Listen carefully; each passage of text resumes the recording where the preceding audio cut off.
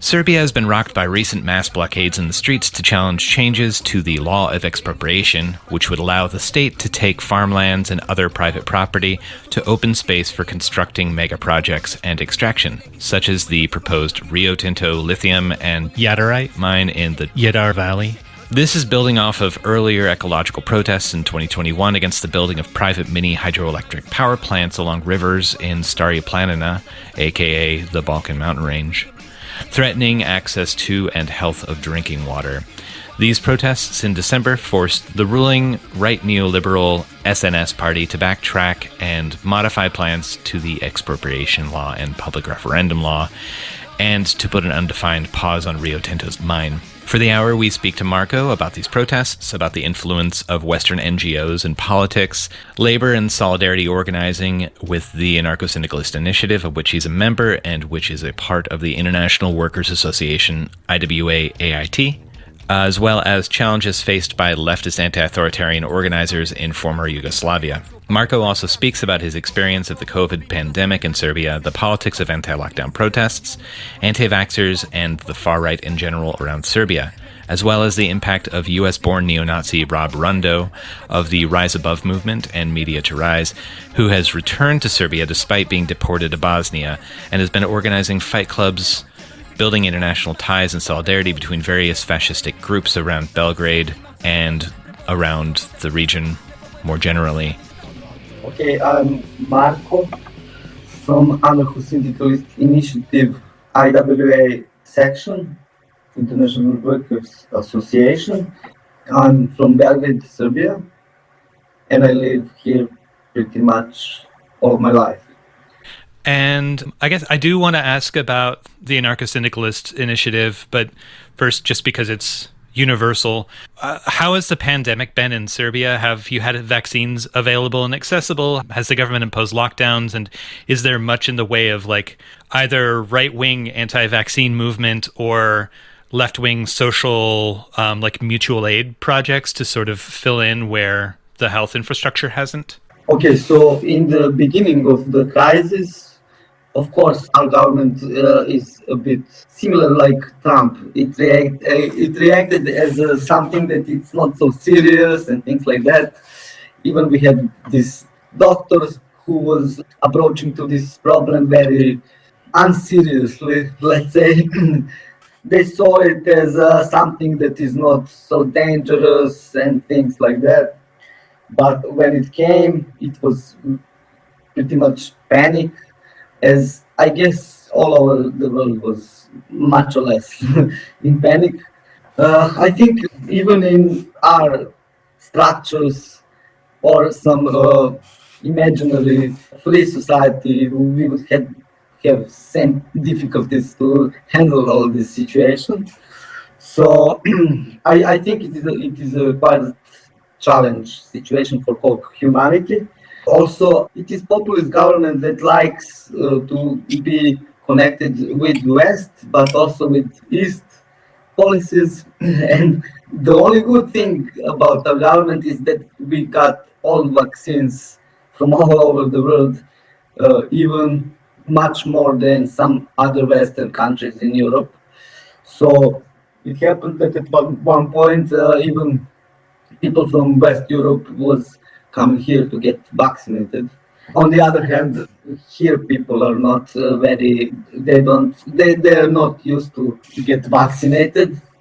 So in this sense, yeah, it's pretty bad. We have also these conscious anti-vax people, but yeah, let's say in the beginning we had these restrictions a lot about these closing down.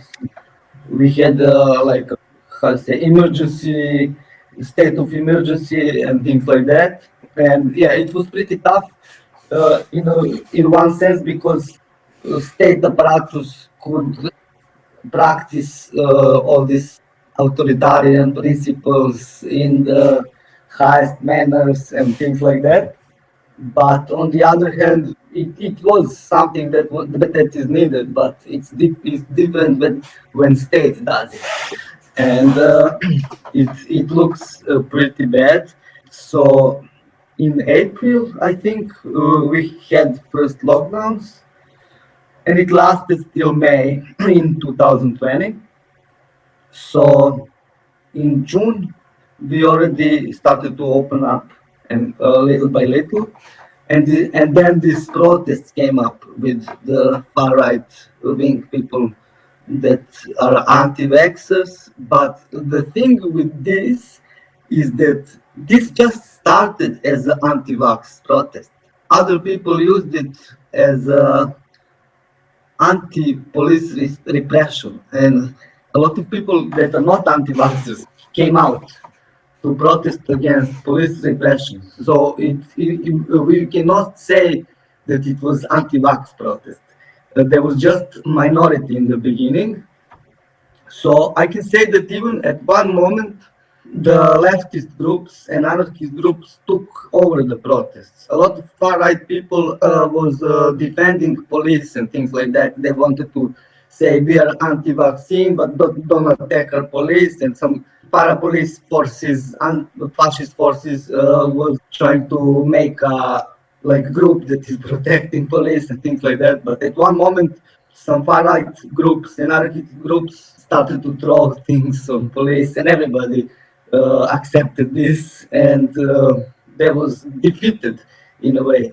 I mean, these far-right groups. So I see this protest as also our win because we was able to organize in the real action. So it was direct action, and we practiced organizing there. So I think it was good thing that kept. It just started as a far right thing. Later, after that, a lot of there was a lot of events, this far right protesting, but not as you see in France. I don't know, like other countries, even in Balkans. I see in Croatia, Slovenia, there are a lot of big protests with these anti-vaxxers. We have here very big this anti-vaxxer scene, but it's not really organized. And these far-right groups, they are not so organized in this way, anti-vaccine way. So in this sense, we didn't have a problem. The other thing that you asked about this mutual aid, we had this Solidarity Kitchen. It still works.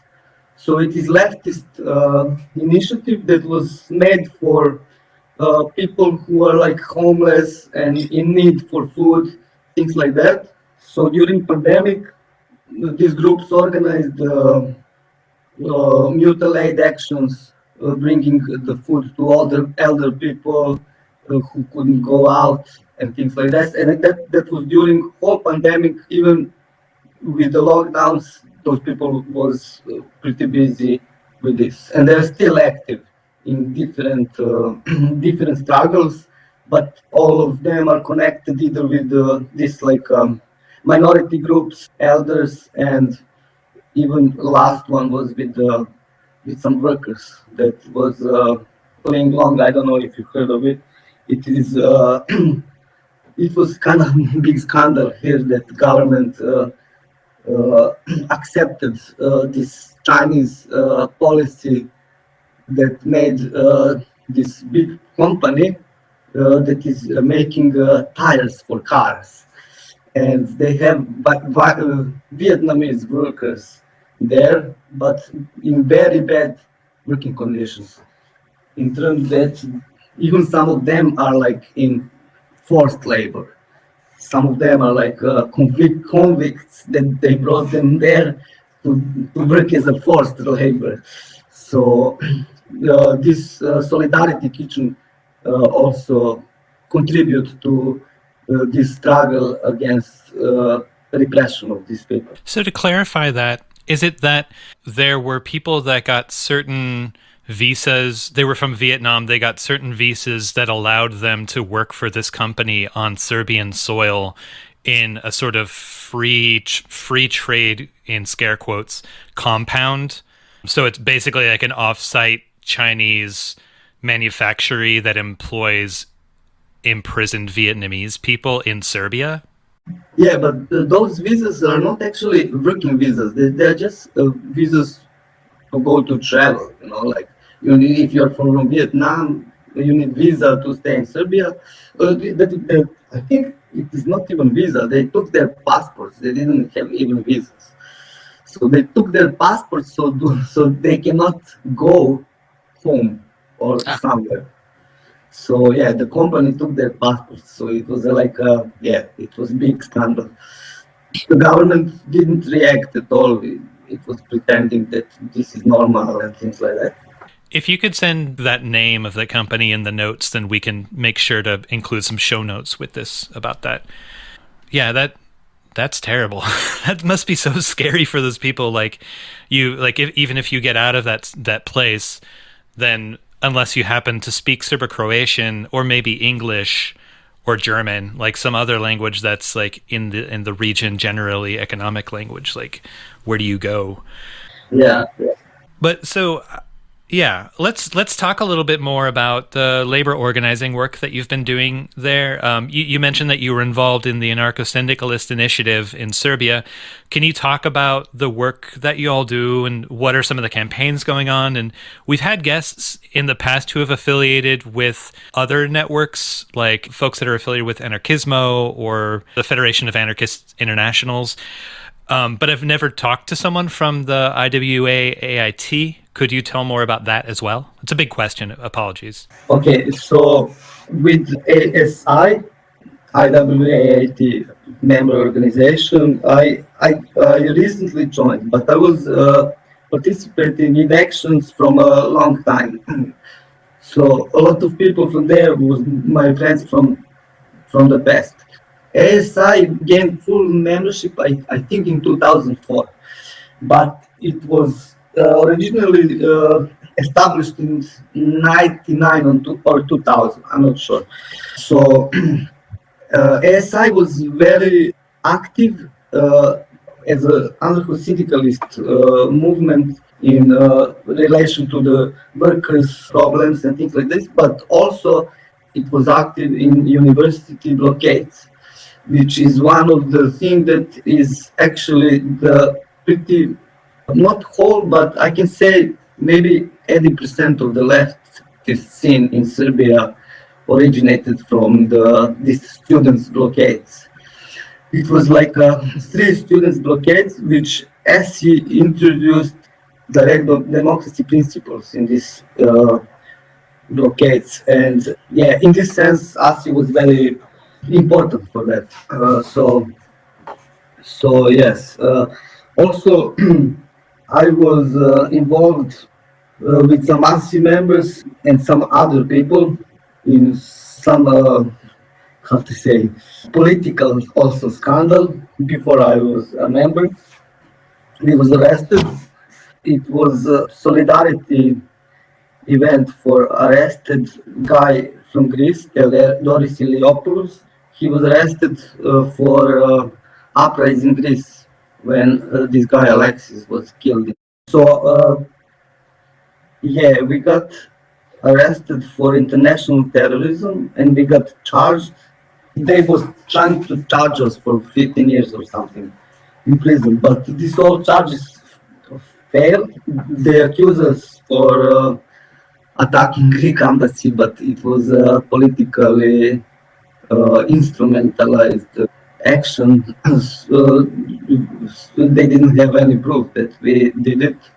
So all these claims fell and everybody was released. After that, I was from time to time active in organizing with those comrades, but just this or last year I joined the organization in full. So one of the things that I think you mentioned that ASI is doing is to help to coordinate campaigns to get people's stolen wages back? Yes. So this was something that was actually announced, I think, by the Polish section. So it was, I think, last year or 2 years ago, they announced this idea. And it was pretty, because for different contexts, different places works differently. So we had really big trouble to organize, to motivate people to organize on their workplaces. But I can say that this action was pretty successful. We make some proclamation on social media that we are doing these actions, helping people to get their wages back. So a lot of people contacted us, and we were surprised. Really, really a lot of people, and I can say that we managed to, how to say, to get done a lot of these problems. Not all we are still doing, but a lot of these problems are actually very easy to solve. So our actions usually we contact the owner. We just contact with a letter, seriously written, with the threats, all kind of threats. Of course, like we say this legal way, but we also say that we are going to make pickets in front of their stores or whatever. But mostly, people who contacted us are this, how to say, restaurants. How to say this, like industry of serving industry, service industry. Yeah.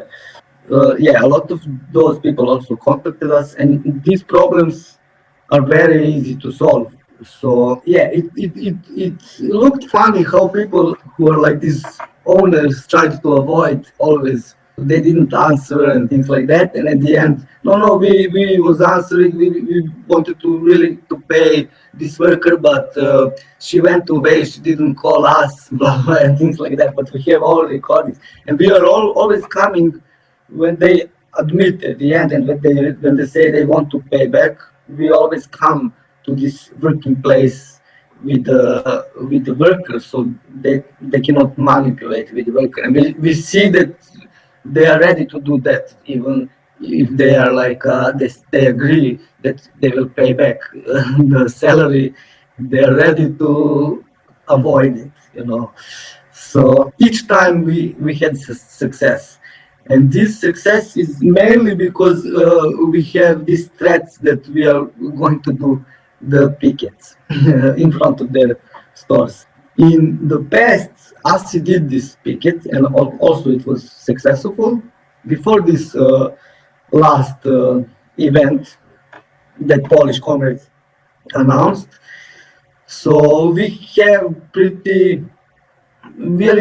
experienced in this. So we are pretty sure that we can manage to convince the owner to pay the salaries also in this way. But it seems that I don't know. We evolved in this like literal terms how to write like good message to the owners. So it is not coming to this very often these days. Yeah, it seems like, so that sounds like my experience here in the U.S. of solidarity unions, like not necessarily labor formations, but, you'll go to a landlord, you'll go to a boss and say, do you want to be embarrassed publicly? Because, we know that you did this and you're going to lose friends, you're going to lose customers. It's amazing how much embarrassment can actually do. And it's also... It's so poignant how when someone is isolated, either as a worker who has just gotten, hasn't gotten their wages, or that isolated worker going to the workplace afterwards when the boss is like, oh yeah, come just show up, we'll give you the money. It's so good that you make sure they're not isolated because they can be intimidated so easily. Yeah, exactly. We are also, this is our focus also. But I want to say also that in terms of this, how to say, like sense of business, the US, I used to live in US in 98, 99, but it's pretty much different because Serbia doesn't have this like capitalist history pretty big. It was like a very big period of time when we was socialist. Mm-hmm. So the owners are not very... they're not sure. Like in US, I know everything is like owner. He will do anything for customer, but here is not like that.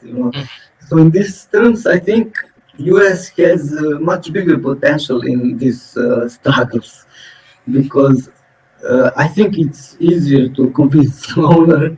I know it is there is some other problems for sure, but in this sense, I think has a better potential. Even I think in syndicalism, US has much better potential than Serbia.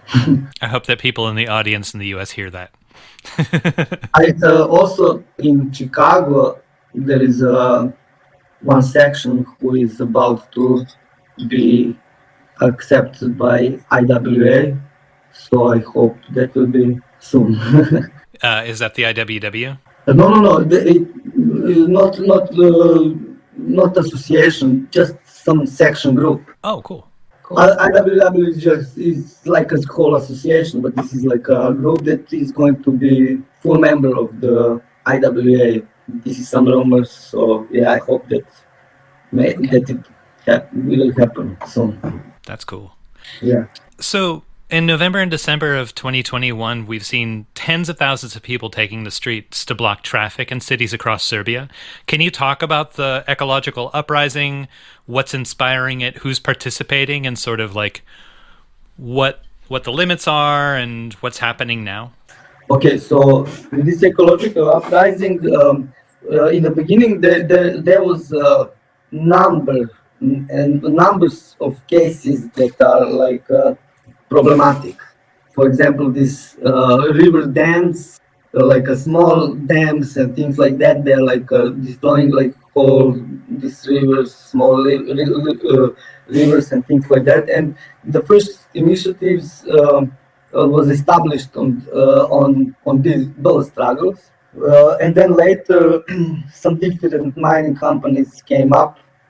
So it was in the beginning, it was a small organizations, local organizations from local area. And later they connected and made some bigger organizations like alliances and things like that. They're usually these NGO organizations or something like that, but there are different organizations. So it is problem also how to recognize them. Here, a lot of people from the left is seeing those struggles. They have trouble recognizing those struggles as worker struggles because it's an environmental thing and things like that.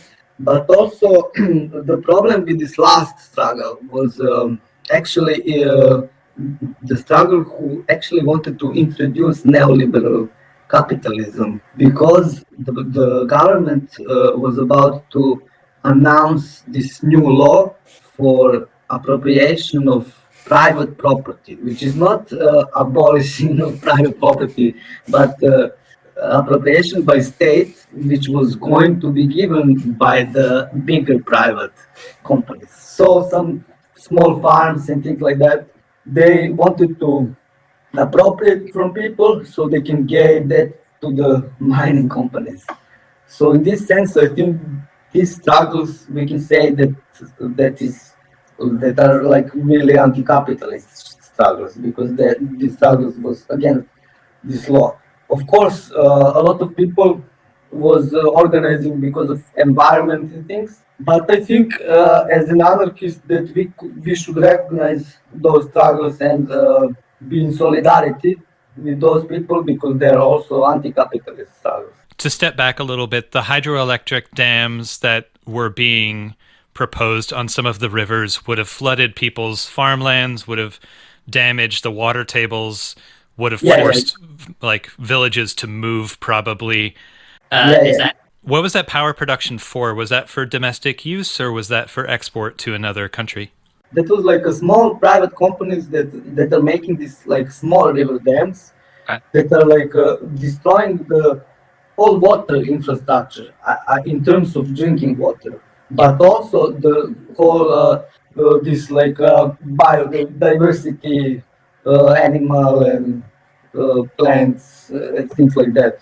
A lot of these dams was also are going to be built in the areas that are in this like red book that is actually red book of protected places because of this biodiversity and things.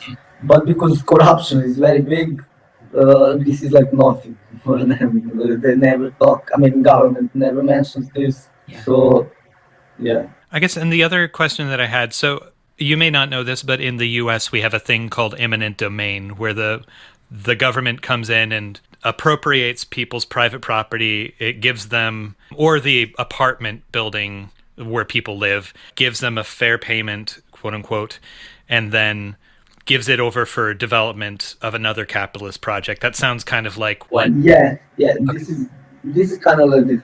But I also, when I compare Chilean appropriation, I can see this because in Chile you have now something similar was happening in, I think, end of 70s when they announced in the whole package of new agricultural laws, they announced this appropriation law, which was also announced for not only for appropriating and redistributing property to everybody equal, but it was appropriation for redistribution to the private company that now is owning the whole drinking water. All these multinational companies is owning whole water in Chile. This is something that I recognize here also with this new law. So yeah, I can compare this and probably in US something similar.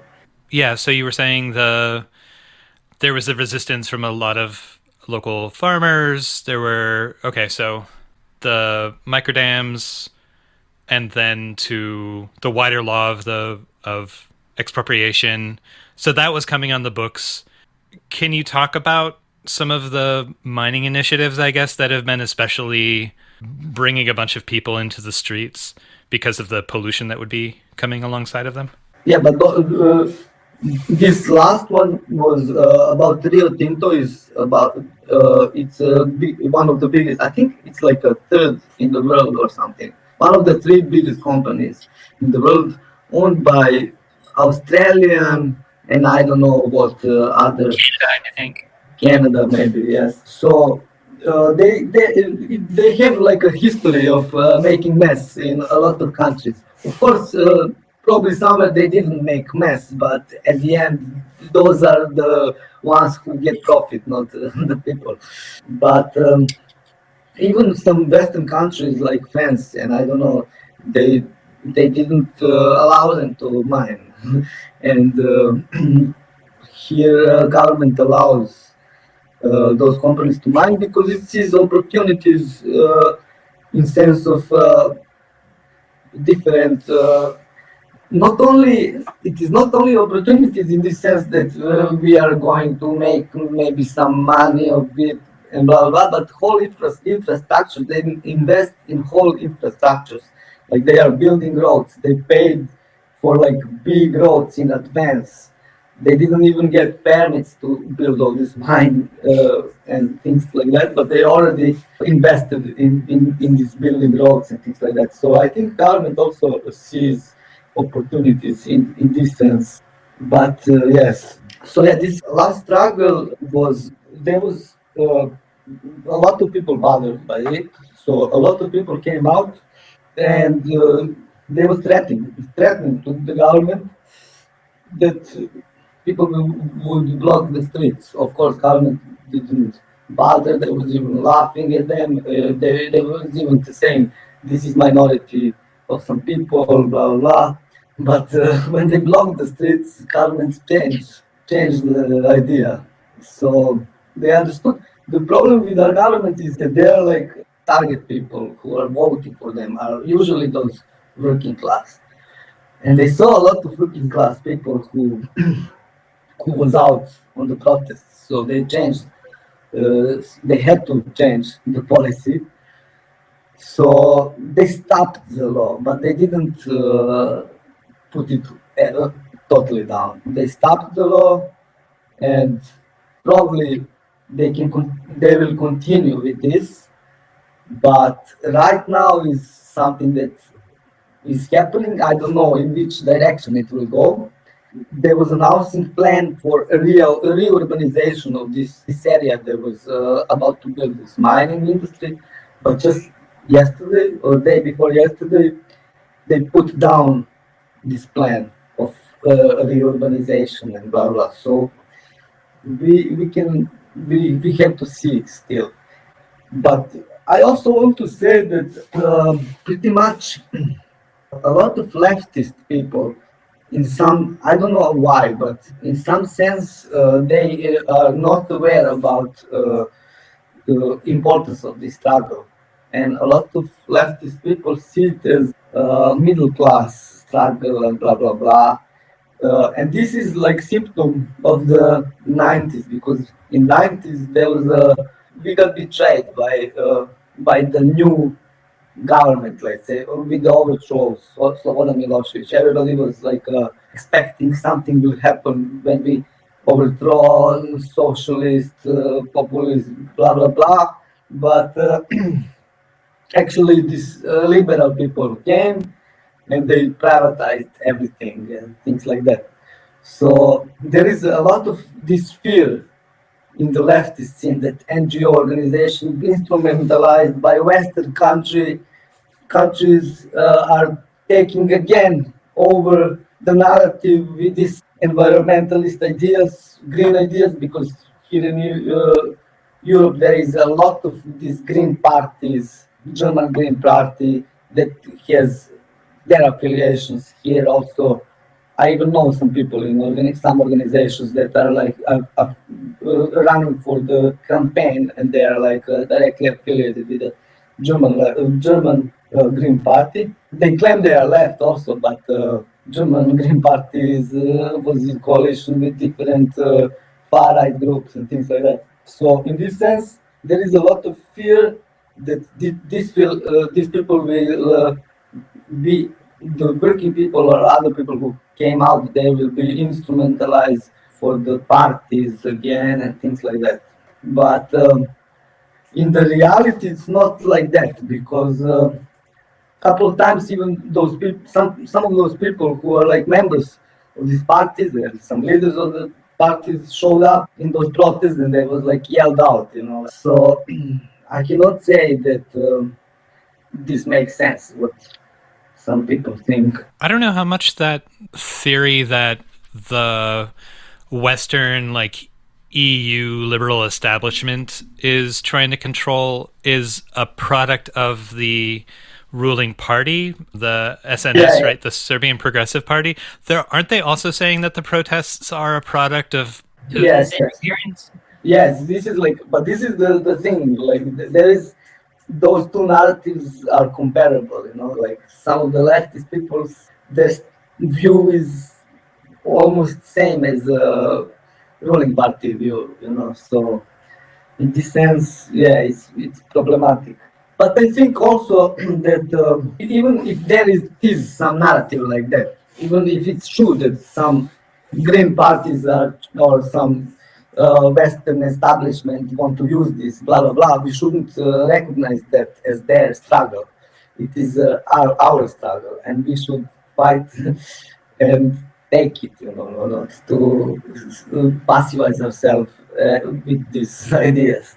There was another law alongside of the expropriation law that was another point of contention that the government seemed to kind of back down on, that concerned popular intercession in the process. Like, wasn't there like a public mandate?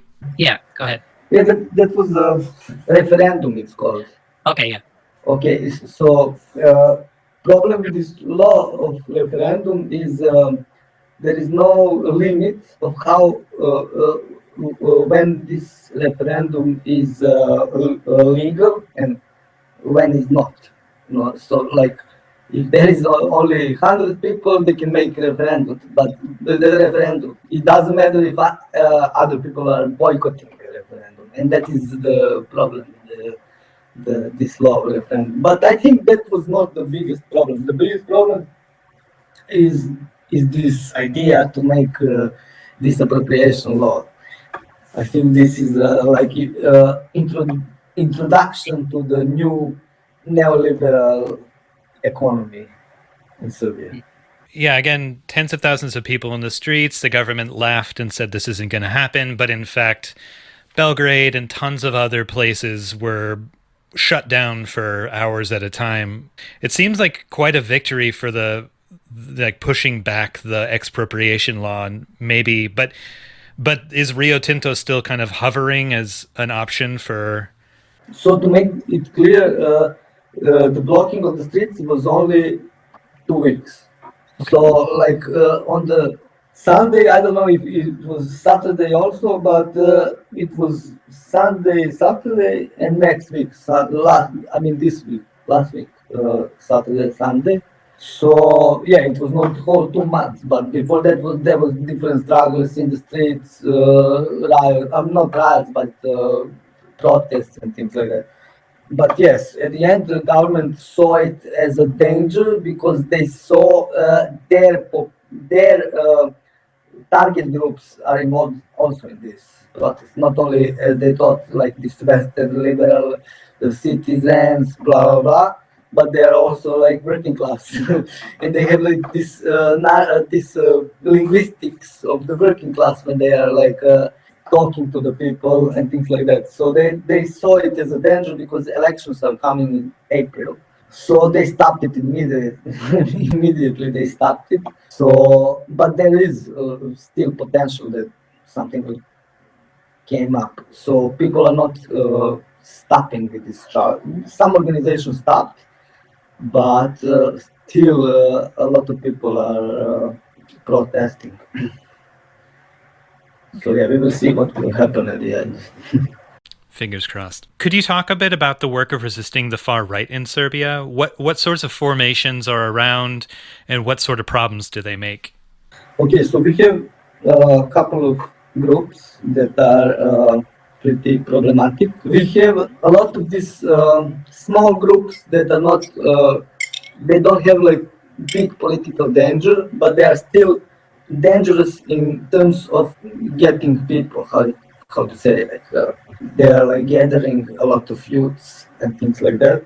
But then we have this organization that is running for elections, and last election they was running, and now they accepted some new, how to say, strategy to introduce the far right, like this animal liberation and things like that. So that is something new here in Serbia because it's more traditionalist countries, which is not like used to going through with these socially accepted struggles that are like socially.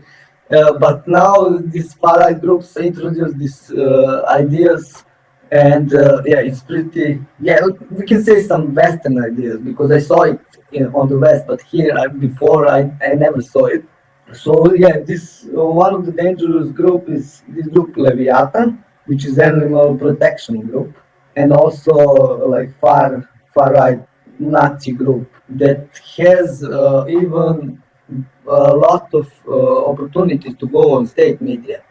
They have open doors to state media, and they use it well. They have a pretty very bad language, how to say.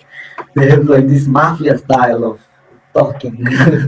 So some of these groups are connected to mafia, as I think in history was also like that. Like all Nazi groups was either a bit connected with mafia, a bit connected, with some social struggles, with everything. So yeah, they are introducing this language of mafia, which is interesting to some kids, how they talk, how to be tough and things like that, which is dangerous in a way. But in the other hand, they have intellectual limits. So I see that they will fall apart pretty soon, even they was existing for I think 5 years or 6 years for now. This is for this group Leviathan. Can we stick on that for just a moment, because it's kind of an interesting Leviathan movement is like an interesting thing. Is it? Do you mind? Yes. Yeah. Okay, so like being an animal rights organization that is distinctly anti-human immigration, like it seems like maybe they have this idea that there's a pure Serbia, where humans and animals and plants and these are the things that's like the ecological fascist crossover between them. You can say that, yeah. But these groups, actually, you're right when you're saying anti-immigrant. It's like they're pretty much active in this sense of marching and like hunting immigrants around the city and things like that. So, yeah, in this sense, they have this idea of animals, pure race, things like that. There was even going to some minority groups like Roma groups and things like that, taking their dogs with this like pretext of they are not fed well, they are things like that. You cannot take care of them. You are harassing them. You're and things like that. Do they participate in the anti-vax movement also? For example, this group Leviathan was also in a coalition with one of the most famous anti-vax, let's say, party, but as themselves, they don't talk too much. We have other far-right groups, but themselves don't talk too much about anti-vaccine things. But they was in coalition with this anti-vax group, which is also far-right group, but now they are not, as I know. Yeah, I don't know what to say else. There is a lot of things about Leviathan. I can talk a lot. I mean, this guy Pavle, who is like head of this group. His grandfather was a famous internationalist partisan. He was even in Spanish War. He was a member of German Communist Party and then member of Yugoslavian Communist Party. He was also publisher, very very famous publisher. Before Second World War, he owned bookstores all around Serbia and things like that. So Pavle get all this with the privatization. They had to get back. So all these companies was appropriated by state and redistributed for the public good and blah blah blah in the socialist era. But after socialist era, they had to give back. So this guy has a lot of money. He got that big communist publishing money. Yeah. And he never saw his grandfather as communist and things like that.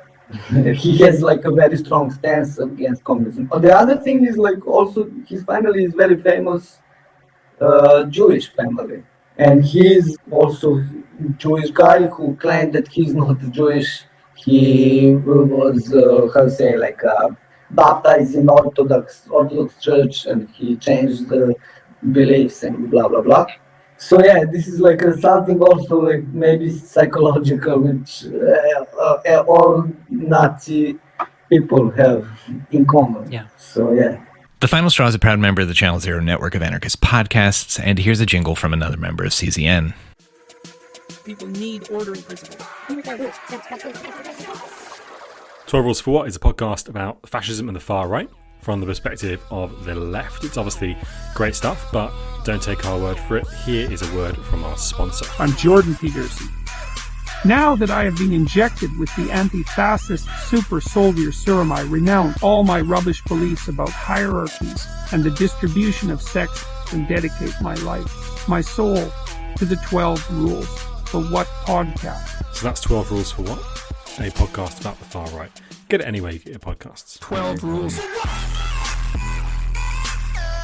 This is The Final Straw, and you're hearing our chat with Marco, a member of Anarcho-Syndicalist Initiative, talking about anarchist and anti-fascist politics in Belgrade and in wider Serbia. You were going to say about other groups that are causing problems?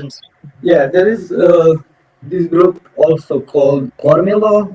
There is this group called Belgrade Nationalists, and there is this group called Zentropa. So let's say for Kormilo started their activism back in, I don't know, let's say 1916 or something. and they are affiliated with this like Italian Nazi movements, like Casa Pound. There is this squad Casa Pound. Blah blah. They're like always talking about it. A lot of Italians are coming visiting them, but in later years they are mostly doing some humanitarian work, also trying to be socially accepted and introduce their work to the young people who want to fight for Kosovo and things like this. They're like autonomous nationalists, right? Inspired by Ezra Pound. Yeah. We can say something like that. And also there is this other group called Zentropa, which evolved. It is actually evolved from the Kornilov group. So Zentropa is a new group that has like some people from this old group. For example, this guy Gajinovic. These people are pretty much lifestyle, which is also interesting for Serbia. You know, they introduced this like a lifestylist, nationalist thing, like we can say maybe alt-right and things like that. They're also they are using a lot of ideas from the leftist scene. They even admire Makhno and things like that. Even in some cases Marx and things like that. But they're like totally far right group. But like, are they like third positionist? You would say, like they draw in some of the social elements of those. Yeah, I don't know, something like NAM. I don't know if you heard in US. I know there was this national anarchist movement. Oh yeah. Yeah, I think something like that. I mean, actually, it's when I wrote those ideologies was actually the same. Okay. So but it's something that is new here, and it's very very exciting to the younger population because they have like these stickers and things like that. And most of these stickers, which is also bizarre, most of these stickers and things like that are Western. You know, they have like this Boer lives matters and things like that. You know, like South African nationalism. I mean, like nobody knows about South Africa here, you know, especially in this like scene. You know, even Kyle was right and things like that. You know, about Kyle Rittenhouse. Yeah. And that is something we are going now to introduce the Rundo. Yeah, that's something that Rundo also, the famous far-right guy from US, is something that he also is responsible for getting into the scene. But it's interesting if we are mentioning Rundo that he was able to connect all these groups because of his charisma. The thing is, like, some of these groups are like totally unconnectable because a lot of these pro-Kosovo groups are more into the, let's say, like Russian side of imperialism and things like that. They even advocate uniting Serbia with Russia and things. And Rundo is coming from this like western part where he was like going to the Ukraine, participating in joint actions with Azov battalion, some fighting clubs, things like that, which is totally opposite. I mean, like a lot of those people from the far right here was fighting in the front in this war in Ukraine against Ukrainian people for the Russian side. So, but he was able to connect them, you know, and that was something very interesting. Even people started to paint and make graffiti in English in some cases, which is unimaginable here because people are like pro-Cyrillic, you know, like anti-Western, these nationalists here, you know. So, but yeah, it's unimaginable how he made it. Yeah. But yeah, he did it. Also, the guy who brought him here is one of the guys who is also this kind of Western-oriented Nazi who lived in Sweden and for short time in US. So I think he brought the Rundo here.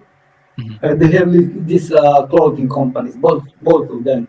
So they have pretty much their secured their income and their activism through these like different clothing companies.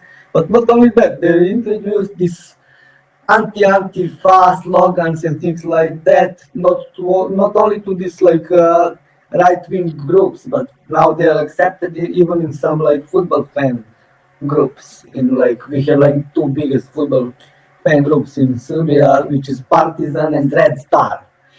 Yeah. Partizan is anti-Antifa? Okay. Yeah, there is Partizan and Antifa, which is like now they started to have these issues and things like that, which is totally bizarre. You know? Like, but yeah, I mean, I'm telling you about this to imagine this kind of impact what they have, you know. Even in this, like, I cannot say that they made too much actions in the street except graffiti, but only this like distribution of clothing and things like that, it impacted a lot. All of the cultural intervention. Yeah. Yeah, just to say a few words about Rondo. So this was the founder of the Rise Above movement. He was facing federal charges for crossing state lines in the U.S. to engage in violence on the West Coast in 2017 in Berkeley, the Battle of Berkeley, as well as in, I don't know if he was in Anaheim, but a few other spots around Southern California. And those charges had been dismissed in a federal court.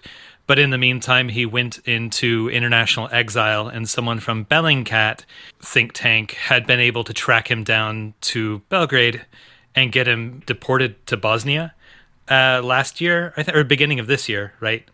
Yeah. Supposedly for 3 years. But then Bellingcat just did another expose where they said, actually, he's still in Belgrade. We found these videos of him and these promo photos from his clothing line that show graffiti, and we can see him working out on his balcony. The federal court has rescinded, this is confusing, rescinded the dismissal of his case, so he now could be extradited back to the U.S. to face charges. A bunch of the other Rise Above people are in prison right now for fighting in Charlottesville in 2017. Yeah. And yeah, it's really interesting to hear about how the trash from the U.S.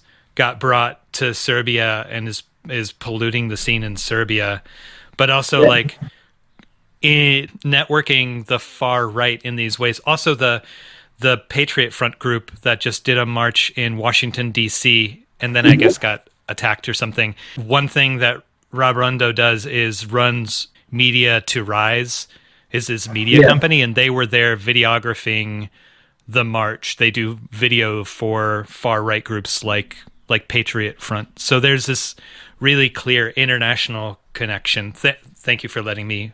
with the Rondo... Yeah, the thing is, I think he was in a runaway from all these lawsuits from US, and then he went to South America, isn't? So he was he has his activism there and around a couple of countries in Europe.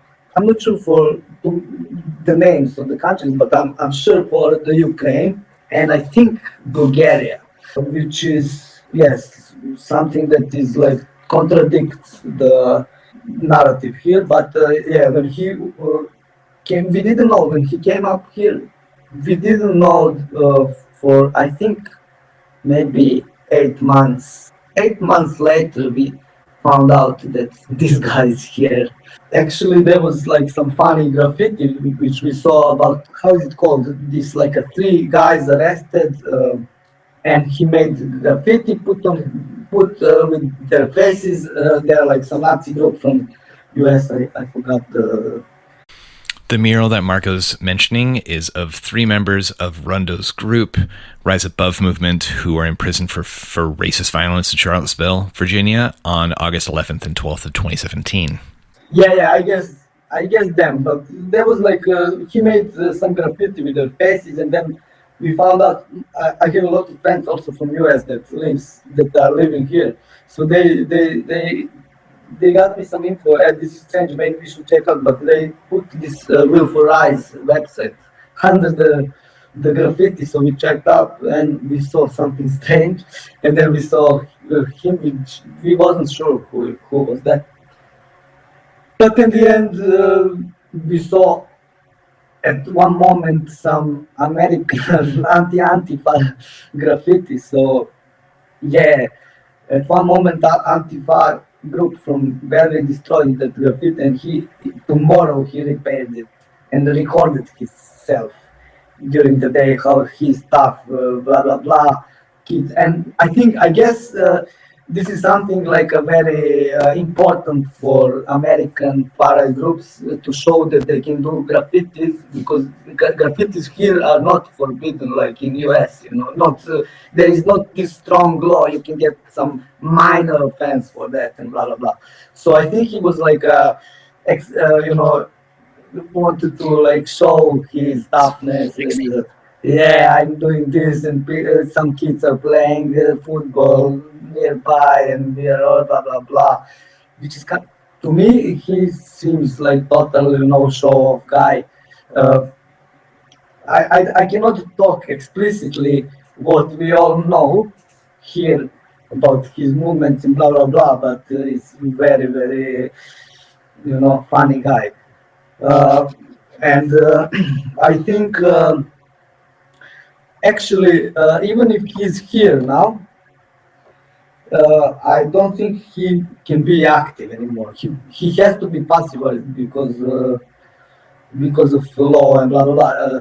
In the beginning, so you mentioned in the beginning of this year he was expelled from Serbia to Bosnia, and now there is new information that he is here. Even if he is here, he cannot go out because he is forbidden here. So his activism is not impacting too much.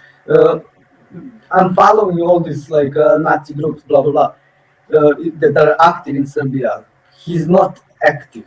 He is active in producing t-shirts, and in this sense, is dangerous and things like that. But yeah, I think he's not at the moment. Even he's bothering a lot of people because he's a symbol of some. Of fascism today, because he's very how to say, like like charismatic person that impacts a lot of people, has this trade clothing company and things. But right now I think there is much more other groups that make threat. He's totally passivized. And I think he don't know even what that his career is done, in this sense. He cannot do the most of things that he was doing is like this public showing off and things like this, like I can do this, media follows me, I'm very famous, blah blah.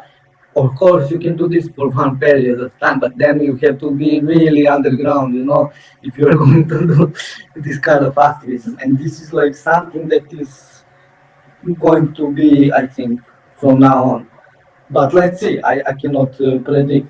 He united the important role of him here was that he united these different groups in the name of anti-Belgrade nationalists, which involves like 4 or 5 different Nazi groups, and they are like doing this Mladic graffiti and things like this, like war crime people graffiti and things like this. So yeah, in this sense, these groups are more dangerous and have much bigger political potential. So I think lately we are concerned much more with those. Well, definitely connecting them up and sharing tools between the groups is a scary proposition for anyone. But there is also there is also one point when he was expelled from Serbia first time, like in the March of this year or something. all these groups stopped their activism in the sense that they are not anymore I mean, they're still active, but not as when he was here, you know. So they are not anymore connected. They are again split, you know. Even if they are together, they're in much smaller amount of people are there who are acting together, you know. Yeah, the far right seems to really need like one individual to focus on. And when that collapses, their focus on status and having a pinnacle or a leader seems to break down into the little groups then competing to be the big dog. Exactly, this was like a perfect example of it. There was like you could see like the danger when the Rondo was there. You could see their political potential, their like will to act and things like that. But after this, you don't see it. They're like really split, and they are doing occasionally things. They are doing a lot of stuff, but they are not focused, you know, as they were when Rondo was very active here. So I wonder if you have any sort of insights or want to say some words about sort of the state of the left in the former Yugoslavia and sort of some challenges that you've seen and what you see as possibilities. Yeah, I just wanted to like share some knowledge about the context here because Serbia was part of ex-Yugoslav nation federations, and it was a kind of socialist countries with, of course, with this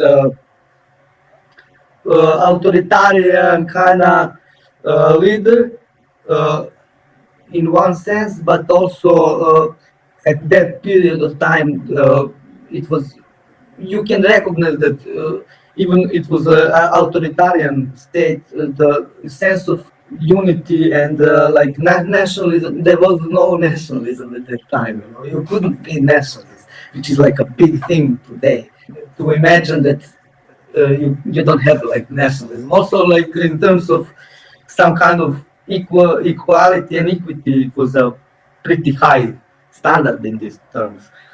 But also in the Titoist regime, Tito didn't follow the USSR side.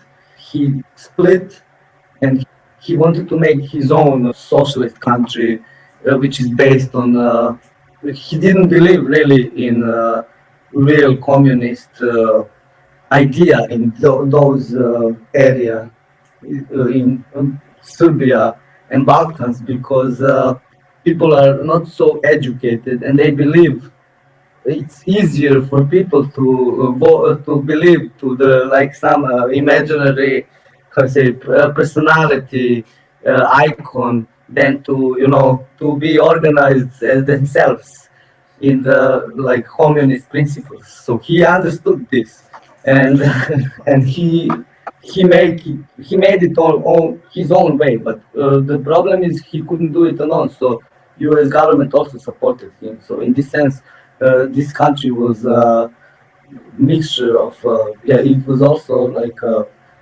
in some kind of support from the West, but also not defined as a Western side and blah blah. So there was a lot of problems also in these terms, how this kind of ideology will survive. So in the end, it split because of nationalism. It was not strong, and everybody, when Tito died, was how to say, like thinking that maybe Tito was supporting only Serbs, or maybe Tito was supporting only Croats, and then it became very nationalist tension in this area. So everybody thinks now. In general, people generalize communist ideas as something bad that produced a very bad reputation, and it is it's not accepted idea anymore. It's something that people don't believe anymore. There was betrayed, let's say. That's like people have a difficulty promoting anti-capitalist politics because they get painted with like the same brush Yes. as the Titoist Yugoslavia. Okay. Yeah, even if you're using terms like anti-capitalism and things like that, they see something wrong. Yeah, exactly as you say, they was painted as the same brush as Tito. So yeah, it is pretty much difficult. Then after Tito, you have ex-Yugoslav countries split it into, let's say, like two sides. You have like these Western countries, and then you have like these Eastern countries who are like using this anti-imperialist idea to advocate their own capitalism and blah blah blah. And then you have like these countries that are okay with capitalism, but they promote maybe in some cases socialism, blah blah blah. But they are like with these Western countries and things like that. And then in Serbia, the biggest problem is that people would rather accept this anti-imperialist agenda of the current politicians because they believe that they are like anti-capitalist, but actually they are not. They're capitalists, because imperialism is always here, whether it's like Western or not. So in this sense, we have a very big struggle to people have very big struggle to position themselves right. They are confused in this sense. They are polarized. They view politics very polarized. Either you are West or either you are anti-imperialist East, which is I think it's a problem of matureness. Like maybe they are not politically matured yet. So yeah, and then in the West part there is totally different situation. You have too many NGO organizations, too many Western funded, which gives these other people from Eastern countries right to say like we don't want blah blah blah. So yeah, in this sense it makes sense. But I can say of course there is like also we can say like these Western countries, ex-Yugoslavian countries like Croatia and Slovenia has some anarchist organizations that are like pretty good, and they're especially in Slovenia that are pretty active for a long time. That are doing really well. So it's not too bad. But for example, in Croatia, I have a lot of friends also from the punk scene and blah blah blah. So I know a lot of people there, and they are pretty much into this like reformist ideas, like lifestylist things like that, which is not good enough for the struggle. Again, in Montenegro, it's very bad. You don't have even any. You have some anti-fascist movement, but it's pretty much how to say national liberation oriented. It's not oriented against liberation for the working class, And then Macedonia has some groups who are also okay, and yeah, I think mostly I'm focused in Serbia, so I can maybe talk much more about Serbian struggle. But yeah, I think the biggest issue is this, that people who are influencing others by these social, internet groups and things like that, are much more focused on this anti-imperialist struggle, which I think at the moment is not the right way, because they are not oriented towards capitalism. Rather, it seems that they are protected state capitalism, current status quo, as fighters of anti-imperialist country, blah blah blah. So yeah. Yeah, like little bullies are still bullies, right? Yeah. Even if they're not the big ones. Even in sense of little bully, I think Serbia is not a little bully. We have our culture is impacting the all other ex-Yugoslavian little states, so they view us as little imperialist state. But this is something that is very, very hard to say in the leftist scene here, because it's problematic when you say this. You are totally not right, because other states are protected by Western country states, imperialist states, blah blah. But it's not all black and white, as you know. You start where you're at, and like geographically, and because you have a shared history with a lot of people that are in Montenegro or Slovenia or Croatia or what have you, Bosnia Herzegovina. Like Yes. there's a shared path. There's a shared past of a period when people had an imagination that we didn't think about our ethnicity, the particular accent that we had, and the religion that we practiced. We were just all together. And Yes. I wonder how things like the Balkan Anarchist Book Fair that was going on for a few years that seemed to move Yes. between different places. Yes. Was that like a good project for sort of building more solidarity between different scenes in different places? Yes, for sure. I mean, I was in pretty much not all of these anarchist book fairs, but I visited a lot of these events. I can say that this is something that is helping our scene in general. Of course, there is some divisions and some misunderstandings always there, but I think it's something that is healthy. It stopped. I think last year it wasn't happening, or a few years back, but yeah, in this sense. But when you mention Bosnia, I can say that Bosnia right now has a pretty strong anti-fascist group that is very important for us, because in Second World War everything resistance of against Nazi occupation started from Bosnia, and it's also some place where you have the most diversity in terms of like national identity, religion, and things like that. So I can say that they have pretty pure revolutionary line, which is very interesting, to see there.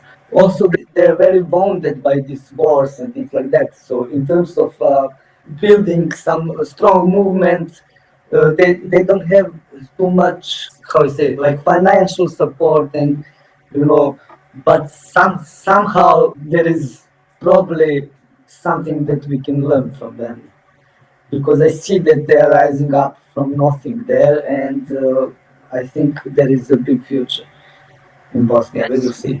Yeah. That's inspiring. Cool. Thank you so much. It was really nice to meet you. Thank you. Yeah, it was very nice to meet you also.